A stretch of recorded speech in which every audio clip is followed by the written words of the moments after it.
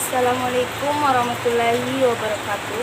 Saya Nurniati Salim, NIM 1904010174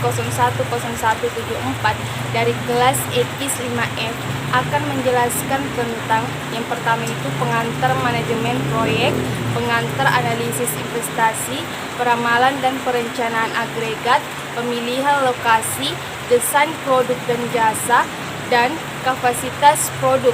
Ini sebagai tugas UTS manajemen proyek dan analisis investasi. Yang pertama yaitu materi pertama, pengantar manajemen proyek. Manajemen proyek adalah seni mengelola semua proyek dari awal sampai penutupan dengan menggunakan metodologi ilmiah dan terstruktur. Sedangkan menurut Budi Santoso, manajemen proyek adalah kegiatan merencanakan, mengorganisasikan, mengarahkan, dan mengendalikan sumber daya organisasi perusahaan untuk mencapai tujuan tertentu dalam waktu tertentu dengan sumber daya tertentu. Adapun unsur-unsur manajemen ada 5, yaitu 1. Men mengacu pada unsur manusia dalam sistem operasi, sehingga manajemen manusia adalah salah satu tanggung jawab yang penting. Yang kedua, methods. Methods merupakan metode kegiatan atau usaha harus dibuat sebaik dan seefektif mungkin untuk menghasilkan kerja yang bagus. Misalnya, jam kerja harus diimbangi dengan waktu untuk makan dan beristirahat sehingga pegawai dalam kondisi yang fokus dan tidak kelelahan. 3. Machines atau mesin. Machines adalah unsur manajemen yang berupa barang mesin, dapat berupa peralatan logistik maupun teknologi yang dibutuhkan dalam suatu kegiatan. Yang keempat, materials atau bahan. Materials adalah unsur manajemen berupa bahan baku yang dibutuhkan dalam suatu kegiatan pemilihan bahan baku, hingga penggunaannya harus dilakukan sebaik dan seefektif mungkin sehingga tidak ada bahan yang terbuang sia-sia. Pemilihan bahan juga harus disesuaikan dengan kebutuhan usaha, juga anggaran dana sehingga bisa mendapatkan bahan yang berkualitas namun tetap ekonomis. Yang kelima, money. Money atau uang merupakan unsur yang mendasari semua kegiatan uang, juga dikelola dengan bijak dan efisien. Penganggaran serta penggunaan uang harus diatur dengan cermat, bijaksana, efisien, dan dapat dipertanggungjawabkan. Yang keenam, market.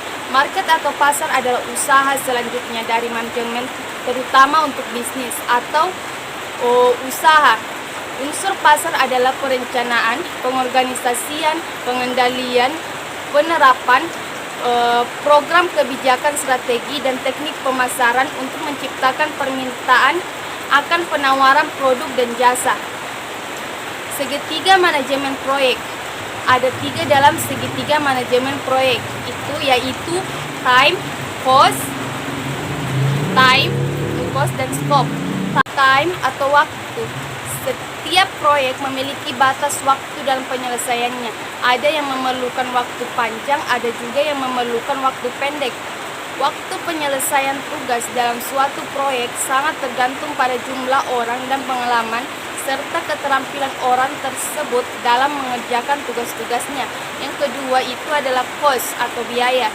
Setiap proyek memerlukan biaya dalam pelaksanaannya. Biaya-biaya tersebut diantaranya seperti biaya tenaga kerja, biaya peralatan, dan biaya sumber daya lainnya. Oleh karena itu, penganggaran atau perkiraan biaya merupakan suatu hal yang sangat penting untuk memastikan proyek yang dijalankan tersebut di bawah biaya tertentu. Skop atau lingkup. Lingkup yang dimaksud di sini adalah hasil akhir yang ingin dicapai oleh pelaksana proyek itu sendiri. Hasil akhir tersebut harus didefinisikan secara spesifik dan dikomunikasikan ke semua anggota tim yang melaksanakan tugas-tugas dalam proyek tersebut. Materi yang kedua yaitu analisis investasi. Analisis investasi adalah istilah luas untuk berbagai metode evaluasi investasi, sektor industri, dan tren ekonomi. Sederhananya, analisis investasi adalah upaya untuk menanamkan modal dengan mempertimbangkan berbagai hal, seperti besar kecilnya keuntungan yang didapatkan. Adapun manfaat investasi yang pertama yaitu kebebasan finansial, di mana seseorang dianggap sudah bisa mendapatkan passive income, dapat memenuhi kebutuhan hidup dalam jangka panjang. Yang kedua, melindungi aset inflasi. Inflasi yang terjadi terus-menerus setiap tahun bisa membuat nilai aset berkurang. Dengan investasi, maka aset yang berkembang menghasilkan nilai tambah sehingga bisa mengimbangi gerusan inflasi. Yang ketiga, meningkatkan kekayaan. Sejatinya, manfaat dan tujuan investasi adalah untuk meningkatkan jumlah aset atau kekayaan yang dimiliki. Bagi seseorang yang bekerja, hasil reinvestasi tentunya menjadi tambahan penghasilan. Dan yang terakhir, yaitu kebutuhan darurat. Banyak orang memilih investasi karena sebagai jalan aman, sehingga mengalami kondisi darurat. Ini karena di masa mendatang terkadang ada biaya yang harus dikeluarkan dalam jumlah besar, sementara penghasilan bulanan dirasa tidak akan mencukupi. Adapun tujuan analisis investasi adalah untuk menentukan bagaimana kemungkinan besar kinerja suatu investasi dan seberapa cocok itu untuk investasi tertentu. Faktor kunci dalam analisis investasi termasuk harga masuk yang sesuai, jangka waktu yang diharapkan untuk mengadakan investasi. Jenis-jenis analisis investasi terdiri atas top down versus bottom up. Analisis bottom up memerlukan analisis saham individu untuk mengetahui manfaatnya. Pendekatan bottom up tidak fokus terhadap siklus ekonomi ataupun siklus pasar, sedangkan pendekatan top down, investor dapat mengevaluasi berbagai sektor. Investor juga dapat menyimpulkan bahwa mungkin saja sektor keuangan akan bekerja lebih baik dibandingkan dengan sektor industri. Dan jenis analisis investasi yang kedua yaitu fundamental versus technical analysis. Analisis fundamental menekankan kesehatan keuangan perusahaan serta prospek ekonomi yang lebih luas. Praktisi analisis fundamental mencari saham yang salah harga atau berada di harga yang tidak seharusnya. Sementara itu, analisis teknis evaluasi pola harga saham dan parameter statistik. Mereka menggunakan bagan dan grafik yang telah dihitung oleh komputer. Materi yang ketiga yaitu peramalan dan perencanaan agregat. Peramalan adalah memperkirakan beberapa kebutuhan di masa datang yang meliputi kebutuhan dalam ukuran kuantitas atau jumlah, kualitas atau mutu, waktu dan lokasi yang dibutuhkan dalam rangka memenuhi permintaan barang atau jasa. Ada beberapa jenis peramalan menurut Haryanto tahun 2008 halaman 78. Berdasarkan horizon waktu, peramalan bisa dibedakan menjadi 3 jenis, yaitu peramalan jangka panjang, di mana peramalan jangka panjang itu meliputi waktu yang lebih panjang dari 18 bulan.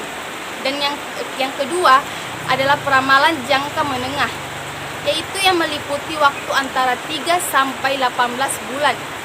Dan yang ketiga, perencanaan jangka pendek, di mana perencanaan jangka pendek meliputi waktu kurang dari 3 bulan. Sedangkan menurut Heiser dan Renger tahun 2009 halaman 47, berdasarkan fungsi dan perencanaan operasi pada masa depan, peramalan dibedakan menjadi 3 jenis, yakni peramalan ekonomi.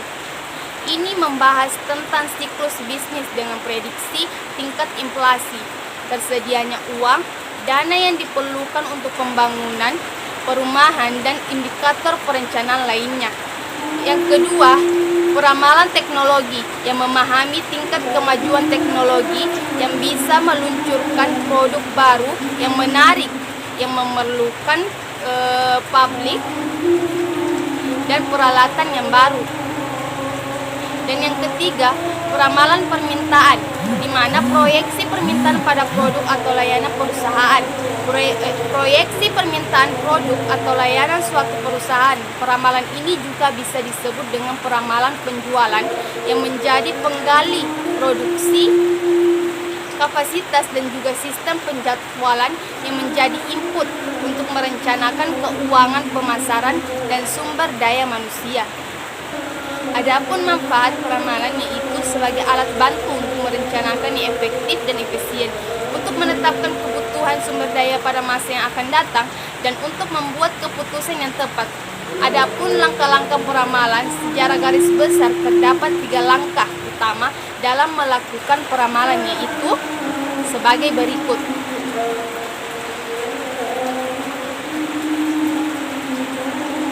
Yang pertama, menganalisis data yang lalu, tapi ini berguna untuk pola yang terjadi pada masa yang lalu.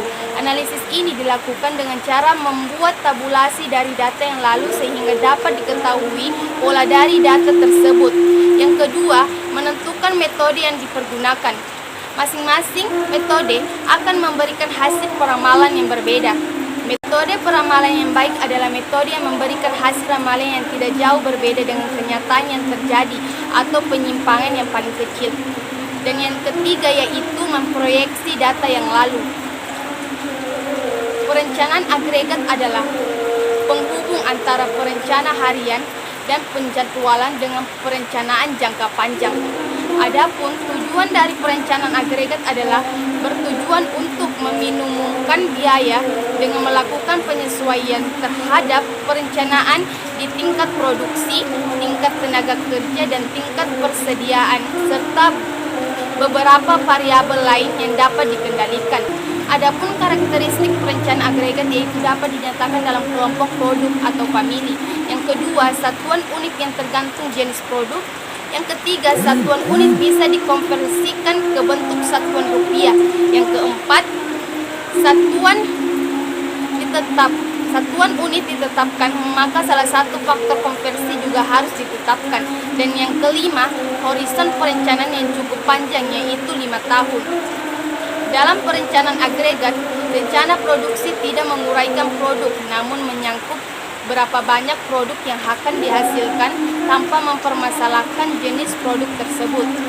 Sebagai contohnya yaitu pada perusahaan pembuatan mobil, hanya memperhitungkan berapa banyak mobil yang akan dibuat, namun bukan berapa banyak mobil 2 pintu atau 4 pintu, atau berapa banyak mobil berwarna merah atau biru. Materi yang keempat yaitu pemilihan lokasi.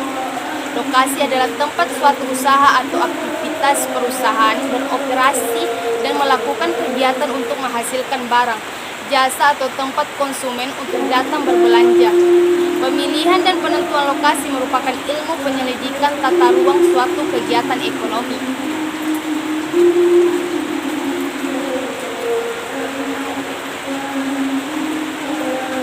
Pemilihan suatu lokasi usaha yang strategis dan tepat sangat menentukan keberhasilan suatu usaha di masa yang akan datang. Pemilihan lokasi merupakan faktor penting yang berpengaruh terhadap kesuksesan suatu usaha, karena pemilihan lokasi yang berhubungan dengan keputusan pembelian konsumen. Oleh karena itu, lokasi tempat usaha yang tepat merupakan tuntutan yang mutlak yang harus dipenuhi oleh setiap usaha. Lokasi yang salah akan menyebabkan biaya usaha tinggi. Sebagai akibatnya tidak akan mampu bersaing yang sudah barang tentu menyebabkan kerugian. Penentuan dan pemilihan lokasi merupakan salah satu strategi yang perlu diperhatikan oleh perusahaan, baik lokasi pabrik untuk perusahaan manufaktur ataupun lokasi usaha untuk perusahaan jasa atau retail maupun lokasi perkantorannya. Pemilihan lokasi diperlukan pada saat perusahaan mendirikan usaha baru, melakukan ekspansi usaha yang telah ada, maupun memindahkan lokasi perusahaan ke lokasi lainnya. Menurut Teguh Asyanto, cara pemilihan lokasi yang lebih pragmatis menggunakan 3 langkah sebagai berikut. Pertama, memilih wilayah secara umum. Untuk itu ada 5 faktor sebagai dasar, yaitu dekat dengan pasar, dekat dengan bahan baku, tersedianya fasilitas pengangkutan, terjaminnya pelayanan umum seperti penerangan listrik, air dan bahan baku, dan kondisi iklim yang lingkungannya menyenangkan. Yang kedua, memilih masyarakat tertentu di wilayah yang dipilih pada pemilihan tingkat pertama. Pemilihan lokasi harus mempertimbangkan berbagai aspek yang tentunya diarahkan untuk mendorong penjualan dan memberikan keuntungan bagi perusahaan. Menurut Murdifin dan Mahfud tahun 2007, dalam penentuan dan pemilihan suatu lokasi usaha, manajemen perlu mempertimbangkan beberapa aspek berikut. Yang pertama, lokasi berkaitan dengan investasi jangka panjang yang sangat besar jumlahnya yang berhadapan dengan kondisi-kondisi yang penuh ketidakpastian. Yang kedua, lokasi menentukan suatu kerangka pembatas atau kendala operasi yang permanen dan kendali itu mungkin sulit dan mahal untuk diubah. Yang ketiga, lokasi mempunyai akibat yang signifikan dengan posisi kompetitif perusahaan, yaitu akan meminimumkan biaya produksi dan juga biaya pemasaran keluaran yang dihasilkan. Menurut Ciptono tahun 2007, terdapat beberapa faktor yang mempengaruhi pemilihan tempat atau lokasi fisik suatu usaha atau pabrik, yaitu sebagai berikut. Yang pertama, itu akses, misalnya lokasi yang dilalui atau mudah dijangkau sarana transportasi umum. Yang kedua, visibilitas itu lokasi atau tempat yang dapat dilihat dengan jelas dari jarak pandang normal. Yang ketiga, lalu lintas atau trafik. Materi yang kelima yaitu desain produk dan jasa. Dalam desain produk dan jasa dibagi menjadi desain produk berupa barang dan produk berupa jasa. Produk yang berupa barang adalah suatu yang berbentuk sehingga dapat disimpan dan dapat diperjualbelikan. Alasannya yaitu dilakukannya desain produk adalah untuk dicapainya keberhasilan dan kemakmuran suatu organisasi perusahaan. Sedangkan produk yang tidak nyata disebut jasa, termasuk dalam industri jasa adalah perbankan, keuangan, asuransi, transportasi, dan komunikasi. Saat pelanggan berpartisipasi dalam proses desain, pemasok jasa mungkin mempunyai daftar menu jasa di mana pelanggan dapat memilih pilihannya. Dalam pengembangan produk ada 4 sistem atau cara yang diambil, yaitu sistem pengembangan produk, di mana sebuah strategi pengembangan produk yang efektif menghubungkan keputusan produk dengan arus uang, dinamika pasar, siklus hidup produk, dan kemampuan organisasi. Yang kedua yaitu quality function development, merupakan proses yang menetapkan permintaan pelanggan dan menerjemahkan keinginan pelanggan ke dalam atribut yang dapat dipahami dan dilaksanakan oleh setiap bagian fungsional. Yang ketiga, tim pengembang produk bertanggung jawab mengubah permintaan pasar menjadi sebuah produk yang mencapai tahap keberhasilan. Dan yang terakhir, yang keempat, kemampuan untuk diproduksi dan rekayasa nilai. Hal ini berkenaan dengan peningkatan dalam hal desain dan spesifikasi pada tahap pengembangan produk, mulai dari penelitian, pengembangan, desain, dan produksi. Secara sederhana, konsep ini menyatakan bahwa hampir semua produk baru yang ditawarkan kepada masyarakat akan menjalani sebuah siklus kehidupan yang terdiri atas 4 tahap dalam periode waktu tertentu. Tahap dalam siklus produk membuka kesempatan baru yang menimbulkan masalah-masalah baru lagi bagi manajemen produksi. Tahap yang pertama yaitu tahap perkenalan, di mana dalam siklus hidup produk, produsen memperkenalkan produk barunya kepada pasar atau masyarakat umum. Yang kedua yaitu tahap perkembangan, di mana produk yang diperkenalkan tersebut sudah dikenal oleh konsumen. Yang ketiga, tahap kedewasaan, peningkatan omset penjualannya mulai melambat, bersaing dengan ketat dan berjuang dalam merebut pangsa pasar dengan pesaing-pesaingnya. Dan yang keempat, tahap penurunan. Pada tahap penurunan, penjualan dan keuntungan akan semakin menurun, dan jika tidak melakukan strategi yang tepat, produk yang akan ditawarkan akan hilang dari pasar. Yang sering digunakan pada tahap penurunan adalah sebagai berikut: promosi untuk mempertahankan pelanggan yang setia, mempersempit saluran distribusi, dan menurunkan harga uang, jaga daya saingnya. Adapun permasalahan lain dari desain produk, yang pertama itu transisi ke produksi. Suatu produk, baik itu berupa barang atau jasa, telah dipilih yang ditetapkan, produk telah berkembang dari sebuah ide menjadi definisi yang fungsional dan kemudian mungkin menjadi sebuah desain. Manajemen harus membuat keputusan untuk mengembangkan adalah mengetahui kapan memindahkan sebuah produk dari tahap pengembangan ke tahap produksi. Pemindahan ini dikenal sebagai pemindahan menuju produksi atau transition to production. Walaupun tekanan konflik ini ada, manajemen harus membuat sebuah keputusan pengembangan lebih lanjut atau produksi. Faktor-faktor yang perlu diperhatikan yaitu kebutuhan konsumen, segmentasi pasar, teknologi, dan kondisi lokal. Materi yang keenam yaitu kapasitas produk. Kapasitas produksi adalah kapasitas atau kekuatan perusahaan memproduksi barang dan jasa dalam suatu jangka tertentu dan dapat dibatasi lagi pada suatu lokasi produksi. Untuk perusahaan yang tertata rapi, maka akan benar-benar memperhitungkan kapasitas produksi untuk membuat perkiraan potensi pendapatan yang mungkin didapatkan perusahaan. Pada hakikatnya, kapasitas dapat mempengaruhi sebagian besar biaya tetap. Kapasitas juga berfungsi untuk menentukan bahwa permintaan dapat dipenuhi atau tidak. Fasilitas yang ada akan berlebih atau tidak. Jika fasilitas tersebut besar, sebagian besar akan menganggur dan membutuhkan biaya tambahan yang dibebankan pada produksi atau menjadi beban pelanggan. Hal itu berdampak pada kenaikan biaya.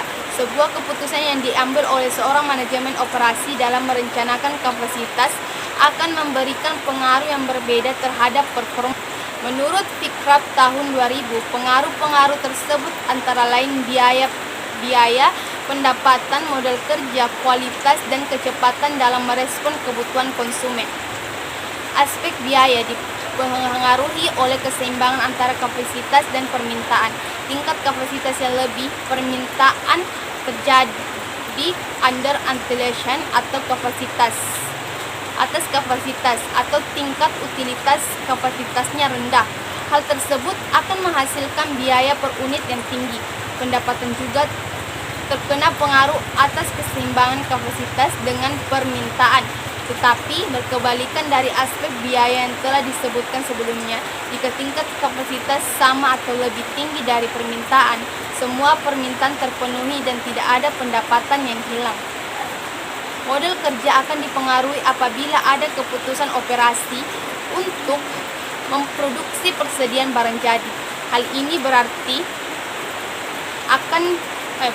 permintaan akan terpenuhi, tetapi perusahaan harus mengeluarkan biaya persediaan sampai produk tersebut terjual. Kualitas produk jasa akan dipengaruhi oleh keputusan perencanaan kapasitas, terutama pada perencanaan kapasitas yang melibatkan perubahan besar di tingkat kapasitas, seperti melalui perekrutan tenaga kerja baru untuk sementara waktu. Kecepatan merespon kebutuhan konsumen juga terkena dampaknya, seperti melaksanakan kebijakan persediaan akan menghasilkan kepuasan bagi konsumen, karena konsumen dapat cepat menikmati produk yang berasal dari persediaan tanpa harus menunggu produksi barang tersebut. Metode perencanaan kapasitas produk, jumlah dan jenis yang menghasilkan keuntungan maksimum atau biaya minimum sering disebut sebagai kapasitas produksi optimum atau luas produksi optimum. Untuk menentukan kapasitas produksi optimum, terdapat berbagai macam faktor yang harus diperhatikan, yaitu kapasitas bahan baku, kapasitas jam kerja mesin, kapasitas jam tenaga kerja, modal kerja, dan kapasitas permintaan. Dari berbagai macam faktor tersebut, diusahakan untuk memperoleh kombinasi jumlah dan jenis produksi yang akhirnya dapat menghasilkan keuntungan atau biaya minimum. Metode yang digunakan untuk mengkoordinasikan berbagai faktor tersebut adalah sebagai berikut. Yang pertama, metode break-even point yang dapat digunakan untuk menentukan kapasitas produksi optimum. BFF dapat diartikan suatu keadaan di mana total pendapatan besarnya sama dengan biaya atau TR sama dengan TC. Yang kedua, metode linear programming adalah suatu model optimasi pemasaran linear berkenaan dengan keadaan linear yang dihadapinya. Masalah programasi linear berarti adalah masalah pencarian nilai-nilai optimum atau maksimum atau minimum sebuah fungsi linear pada suatu sistem, sehingga adapun kendala linear. Itulah materi yang bisa saya jelaskan.